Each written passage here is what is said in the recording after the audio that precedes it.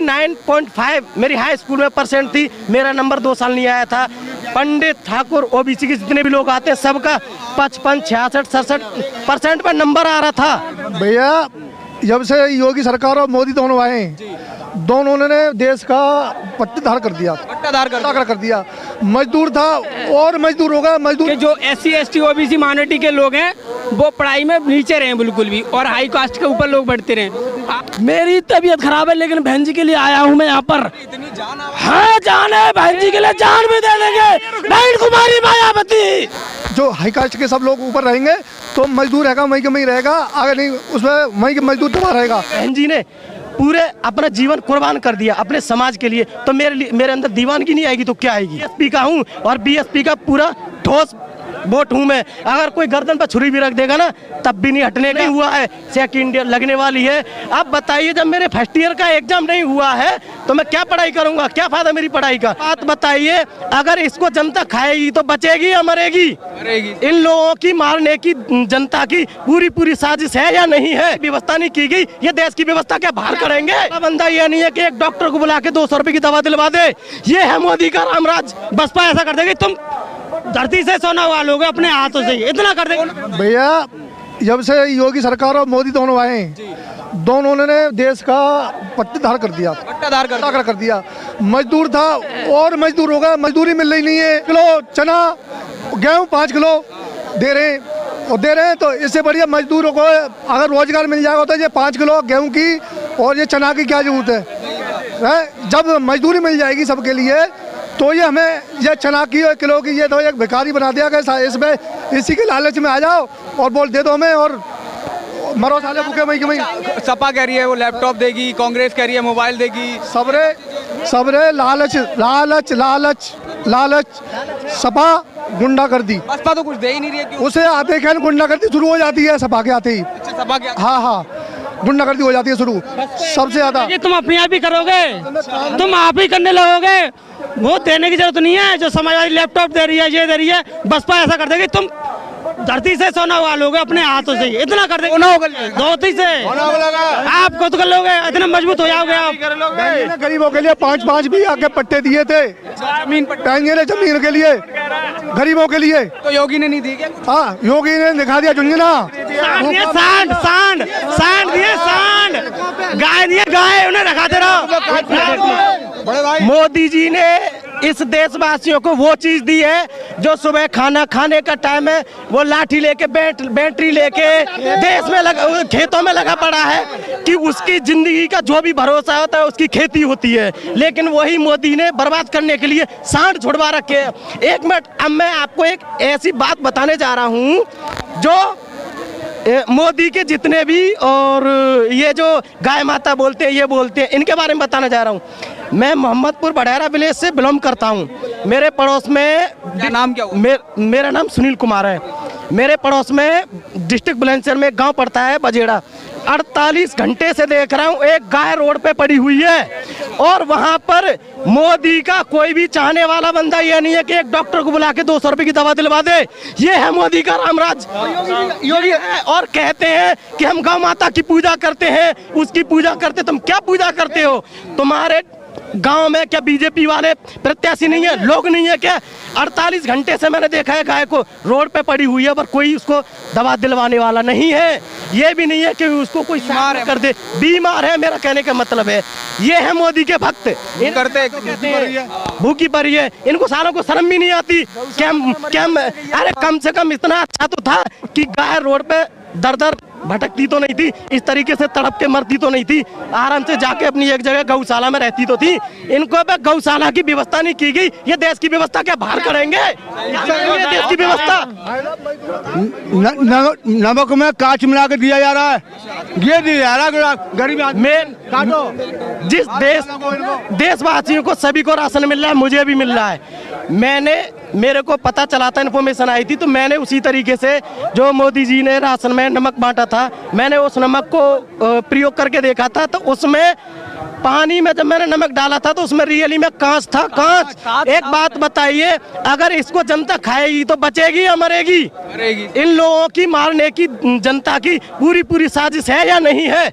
अगर इतने पे भी अगर ये देशवासी नहीं समझे तो इससे ज्यादा मूर्ख कोई नहीं होगा, कोई नहीं होगा इससे ज्यादा। तो नौकरी वगैरह करते हैं कुछ? भाई साहब देखिए, मैं एक ITI स्टूडेंट हूँ जी, और मुझे 1 साल हो चुकी। मैं अपने घर पे पड़ा हुआ हूँ। मेरे लिए हर बार मोदी सरकार से, मेरे स्टूडेंटों को, मेरे लिए क्या, जितने कॉलेज में स्टूडेंट है, ये दिलासा दिया जा रहा है कि अगली बार आपकी एग्जाम की डेट आएगी, अगली बार आएगी। 1 साल होगी, 1 साल में मेरे 2 सेमेस्टर की एग्जाम हुए हैं, 3 सेमेस्टर बकाया है। एक फर्स्ट ईयर मेरी खत्म होगी, 3 सेमेस्टर का एग्जाम नहीं हुआ है, सेकंड ईयर लगने वाली है। अब बताइए, जब मेरे फर्स्ट ईयर का एग्जाम नहीं हुआ है तो मैं क्या पढ़ाई करूंगा? क्या फायदा मेरी पढ़ाई का? और क्या नौकरी की उम्मीद करूंगा, वो भी इस सरकार से? मुझे इस सरकार पे कोई बसपा का क्यों आपने क्यों लगा रखा है? मैं बीजेपी से हूँ और BSP का हूँ, और BSP का पूरा ठोस वोट हूँ मैं। अगर कोई गर्दन पर छुरी भी रख देगा ना, तब भी नहीं हटने का। यही कहूँगा, मायावती का बेटा हूँ मैं, और जी बेटा हूँ, क्योंकि मेरे बहुत इतनी दीवानगी क्यों है भाई? इतनी दीवानगी, पावर में भी नहीं है कोई नहीं, इससे पावर है। इससे एक बात बताइए, मेरी बहन ने, एक सोचने वाली बात है, मेरी माँ ने, मायावती जी ने देश के लिए अपना जीवन कुर्बान कर दिया, अपने समाज के लिए। इतना सा जमीन पर रहने वाला कीड़ा होगा, वो भी चाहता है कि मेरा परिवार हो, मेरे बच्चे हों, लेकिन मेरी बहन जी ने पूरे अपना जीवन कुर्बान कर दिया अपने समाज के लिए। तो मेरे अंदर दीवानगी नहीं आएगी तो क्या आएगी? आप बताइए। दीवानगी तो मेरी आनी है ही है।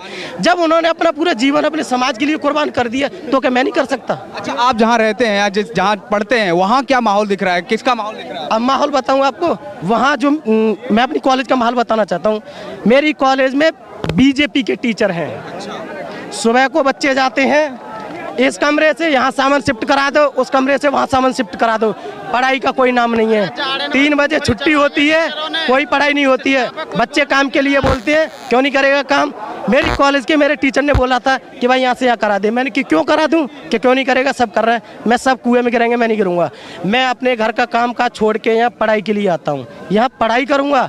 आप पढ़ा सकते हो तो पढ़ाओ, वरना घर जाओ अपने। मैं तुम्हारा काम नहीं करूँगा, मैं पढ़ने आता हूँ, सिर्फ पढ़ाई करूँगा। अगर नहीं पढ़ा सकते तो बोल दो कि तू घर जा। मैं करके साला कितना वो किया है, निजीकरण हमारे लोग वहीं कहीं रहेंगे। तो मजदूर है ना, आगे नहीं बढ़ पाएगा। क्यों? जितने जो ऊंचे पद पर जितनी कंपनियां हैं, सब ऊंचे पद पर जो हाई कास्ट के सब लोग ऊपर रहेंगे, तो मजदूर रहेगा वहीं का वहीं रहेगा, आगे नहीं, उसमें वहीं के मजदूर दबा रहेगा, वो तरक्की नहीं कर पाएगा ऊपर को। दलित के जो लोग हैं तो क्या उनको नौकरी या जज वगैरह नहीं बन पाते हैं? वो लोग नहीं बन पाएंगे, कानून नहीं बन पाएगा, नहीं बन पाता। आज तक के रिकॉर्ड में नहीं। मेरी तबीयत खराब है, लेकिन मेरिट को गिराया जाता है। हाँ, उनको NTPC का रिजल्ट आया अभी फिलहाल, देखा तुमने? दिखाया LP तो रिजल्ट आया, उसमें आंसर है ही नहीं है। उसमें आज खत्म कर दिया जाति विवाद चल रहा है, लेकिन नौकरी कहाँ से मिलेगी? तबीयत खराब है। अगर मैं ICU में भी भर्ती होता, फाड़ के निकल आता आज तो। मेरी तबीयत खराब है, लेकिन बहन जी के लिए आया हूँ मैं यहाँ पर। हाँ, जान है, बहन जी के लिए जान भी दे देंगे। बहन कुमारी मायावती, बहन कुमारी मायावती। जब निजीकरण हो जाएगा तो जितने गरीब आदमी है ना, जो पढ़ने लायका, वो आगे को वहीं के वहीं रहेगा, वो ऊपर नहीं उठ पाएगा। क्यों? देखिए, ये दलित लोग हैं या बहुजन समाज पार्टी के सभी वर्कर हैं, मेरे चाचा ताऊ, मेरे नौजवान भाई, ये सरकार जातिवाद नहीं कर रही तो क्या कर रही? एक मिनट मेरी बात सुना ध्यान से। मैंने 2 साल लगातार गवर्नमेंट कॉलेज में फॉर्म अप्लाई किया था कि मेरा नंबर आ जाए और मैं अपना एडमिशन करा सकूं। मेरा एडमिशन, मेरी 69.5 मेरी हाई स्कूल में परसेंट थी, मेरा नंबर 2 साल नहीं आया था। पंडित ठाकुर OBC के जितने भी लोग आते हैं, सबका 55, 66, 67% पर नंबर आ रहा था और मेरा नंबर नहीं आया। इस बात का पक्का प्रूफ दे सकता हूं मैं। मेरे पास सर्टिफिकेट है, मेरे पास मार्कशीट है। 2 साल इंतजार किया था, मेरा कोई एडमिशन का कोई नंबर नहीं आया था। तीसरी साल जब मैंने ओनली पाखंडवाद फैला रखा है इस पार्टी ने और कुछ नहीं करा। शिक्षा का स्तर इतना गिरा दिया है कि जो SC ST OBC माइनॉरिटी के लोग हैं वो पढ़ाई में नीचे रहे बिल्कुल भी, और हाई कास्ट के ऊपर लोग बढ़ते रहे। आप शिक्षा नीति में भी देखिए कि उन्होंने ST SC OBC के कॉलेज की भी अलग बनाने की भी प्रावधान किया उसमें, लेकिन आप जब तक ST SC OBC अगर ये जागेगा नहीं तो ऐसा ही होगा, पाखंडवाद में सब बहुत नुकसान हो रहा है बस। अच्छा, ये 2 करोड़ नौकरियों को पोस्टर लगाए, कुछ नहीं किया, 50 लाख भी, 50,000 भी नहीं दी, 2 करोड़ की तो बहुत दूर की बात है। आप देखिए कि यूपी टेट का मैंने 2 बार दिया है पेपर, 2 लीक हुआ था उसमें, अब 1,000 रुपये वहाँ खर्च करके आने पड़े। CTET में भी कैंसिल हुआ था। अब इसमें देखिएगा आप मजदूर वर्ग का आदमी का आप पढ़ाई में कहाँ लाएगा, कहाँ से लाएगा पैसे। अभी मैंने देखा कंपनियों के आप अंदर एक हाँ कंपनियों के अंदर भी एक जातिवाद भरा हुआ है। अभी हाई कास्ट, हाँ, कंपनियों के मायावती जिंदाबाद। कंपनियों के अंदर भी जातिवाद भरा हुआ है। जितने ऊंचे ऊंचे पदों पे बैठे हैं, सब हाई कास्ट के बैठे हुए हैं सब। जी बिल्कुल सही। हमें यहाँ पर देखने को ये मिला कि यहाँ पर जातिवाद जो है वो बहुत ज़्यादा है। लोगों का ऐसा कहना है कि वो दलित होने के कारण उनको नौकरियाँ नहीं मिल पा रही हैं और उनको निकाल दिया जाता है। उसी पद पर जो है सवर्णों को नौकरियाँ दे दी जाती हैं। यहाँ के नौजवानों का यही कहना है। बहन जी की रैली में आए नौजवानों का ये कहना है। धन्यवाद।